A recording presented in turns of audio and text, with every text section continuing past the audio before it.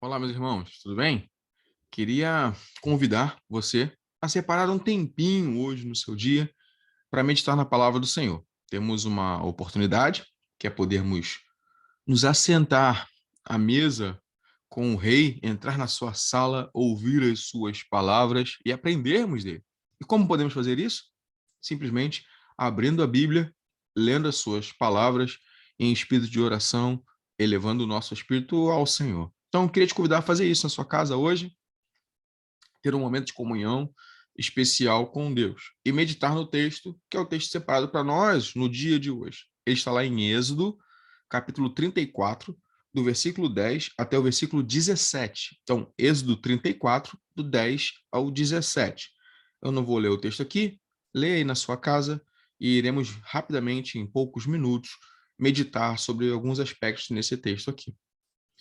Deus está falando com Moisés, começa assim, né, o versículo 10, então disse o Senhor, Deus está falando com Moisés, e o que ele vai falar? Ele vai dizer que vai fazer um pacto, uma aliança, ou vai confirmar ou refazer o pacto que ele tinha feito com o povo. E qual é esse pacto? Eu vou fazer maravilhas no meio de vocês, como coisa que nunca se viu, eu vou lançar fora diante de ti os outros povos, os amorreus, os heveus, os cananeus, os jebuseus e assim por diante.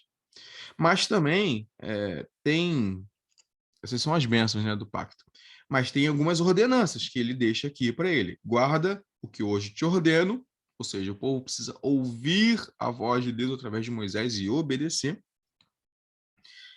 Versículo 12, guarda de fazer pacto com os habitantes da terra, corte seus altares, derrube suas colunas, quebre seus asserim, seus deuses, não faça outros deuses de fundição diante de ti, está lá no versículo 17. Então, observe o seguinte, Deus está estabelecendo um pacto com o povo, ele está reestabelecendo, porque o povo tinha quebrado, o povo fez o bezerro de ouro, apesar deles terem dito tudo que o Senhor disser, nós iremos cumprir, em alguns capítulos anteriores, eles não fazem isso, pelo contrário, eles se voltam para o ídolo. Deus diz assim, eu vou refazer o meu pacto com vocês. Eu acho isso impressionante, porque mostra a longanimidade do Senhor. Ele é tardio em irar-se mesmo quando é afrontado. A ideia de longanimidade é isso. É alguém que não é só paciente, porque a gente pode ser paciente por vários motivos, né? Eu posso ser paciente porque estou esperando chegar uma data. E não tem nada que eu possa fazer para acelerar isso ou para retardar isso. Lá vai chegar Natal, o Ano Novo e assim por diante. Mas quando a Bíblia diz que Deus é longânimo, é porque ele mesmo sendo afrontado, é isso que quer dizer, ele é paciente, ele é tardio em irar-se. Deus está sendo longânimo com esse povo, assim como foi conosco, meus irmãos. Quantas vezes ofendemos o Senhor com os nossos pecados, quantas vezes o afrontamos, quantas vezes ele se voltou para nós e mesmo assim nós lhes demos as costas. Deus está voltando isso novamente para eles. Eu quero fazer um pacto com vocês e vocês serão abençoados. Veja como isso é o mesmo que acontece conosco, não mais na antiga aliança, como está sendo descrito aqui em Êxodo, mas na nova aliança em Cristo Jesus. O texto bíblico, em algum lugar, nos diz o seguinte: olha, eu fui encontrado por um povo que nem me buscava. Era eu e você. Nós nem o buscávamos, nós nem o queríamos, nós nem o procurávamos. Mas um dia nós fomos encontrados pelo Senhor. E ele vai estabelecer um pacto conosco, uma aliança conosco.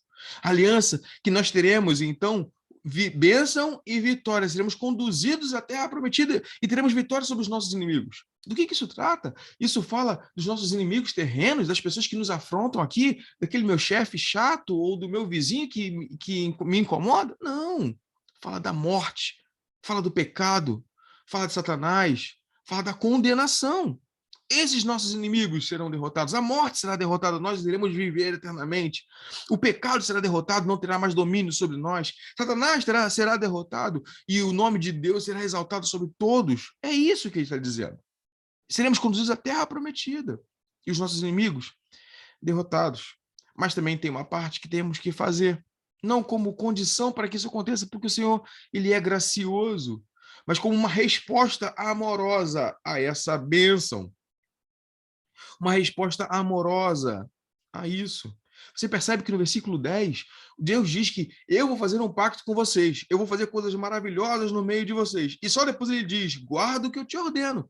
Ou seja, nós não obedecemos para que Deus possa fazer. Deus faz e nós, como resposta, obedecemos. Deus nos alcançou com seu amor. E o que temos que fazer? Guardar o que ele nos ordena. Temos que tê-lo como nosso único Deus.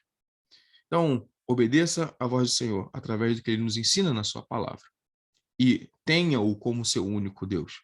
A ele, nenhuma outra pessoa, nenhuma outra imagem, nenhum outro sentimento, nem mesmo o desejo do nosso coração, nem mesmo nós mesmos podemos ocupar a posição de Deus na nossa vida. Ele é o nosso Deus.